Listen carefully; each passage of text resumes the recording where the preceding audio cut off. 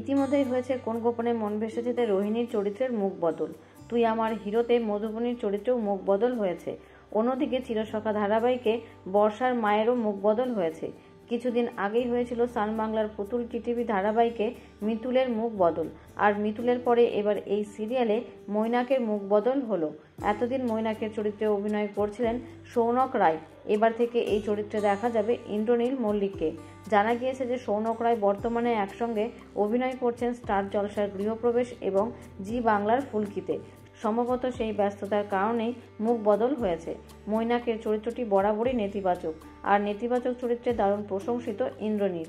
ইতিমধ্যে নতুন চরিত্রে শুটিং শুরু করেছেন তিনি। সান বাংলার ধারাবাহিকে পুতুল টিটিভিতে খেয়ালির সঙ্গে জুটি বেঁধেছেন সৈয়দ আরেফিন। গল্পে তার চরিত্রের নাম ময়ূর। ধারাবাহিকে নিত্য নতুন মোড় দর্শকের পছন্দের তালিকায় জায়গা করে নিয়েছে।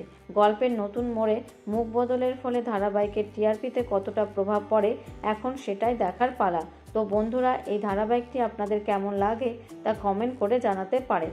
ধন্যবাদ।